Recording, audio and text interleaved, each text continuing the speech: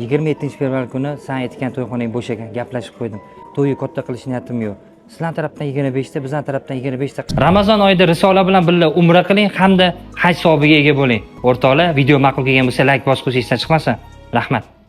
Bolam, shu narsalarni qarzga yozib qo'ysang, ertaga pensiyam olsam berib ketardim. O'zi, Dodi, sizdagi odamlar ham ko'payib ketdi. Bilasiz, biz qarzga ishlamaymiz. To'g'ri tushuning, bera olmayman. Menga qarang, aka. Nech pul bo'ldi amakim narsalari? Men o'zim to'lab olaman pulni. Xo'p, aka. Tarbiya bergan ota-onangizga rahmat. Oğlum, Tinchlikmi-da? Ne vohma qilib chaqirasiz? bolam, puling bo'lsa berib turing, bugun choyxonamiz bor edi patlamida. Ada, yaqinda pensiya oldingiz-ku, yassig'i seyiga bosurmasdan o'shani ishlatsangiz bo'lmaydimi? Men ham o'zim qiynalib yuribman. Bo'pti. Ravshan aka, shunday uyga borib kelsam maylimi? Yandex chaqirib qo'ydim. Azaybo, ko'cha o'zi sovuq bo'lsa, Yandex chaqirib nima qilasiz? Men o'zim olib borib kelaman. Yuring. Rahmat sizga, yaxshi insonsiz-da. Bo'laqa, adasi to'xtang. Nima yana? Poliklinikaga chiqib ketyapti-da, yomg'irda avtobusda yuramizmi? O'zi borib qo'y qoling. Menga qara. Ma, avtobus yurgin kelmasam 100 ming olganda taksida borib kela qollar-a? Xo'p.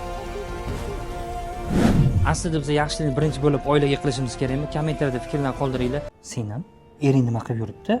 Oyijonimgilar birga borib kelinglar, yaxshiroq mebel olib kelinglar deb jo'natgandilar. Birinchi nevaram, xonadonimga kazo mehmonlar keladi, meni uyaltirib qo'ymanglar dedilar. Sen hech ham xafa bo'lma. Qo'ldan kelguncha harakat qilamiz senim. Bu mebellar sifati qanaqa? Okay, siz Namangandagi eng katta mebel showroomdasiz. 70% o'zimiz Sarkor mebel brendi ostida mebel ishlab chiqaramiz. 30% Turkiya, Malayziya va Xitoydan turli xil mebellar kirib keladi. Unda men mebelni ola qolaylik. Uyingga ham to'g'ri keladi. Yo'q, aka, bu mebel bizning remontimizga tushmaydi. Mana shu yoqda menga, shuni olamiz. Unga men ozgina qo'lim kaltalik qiladi. Oldinda unaqa qilib olib kelmaganman.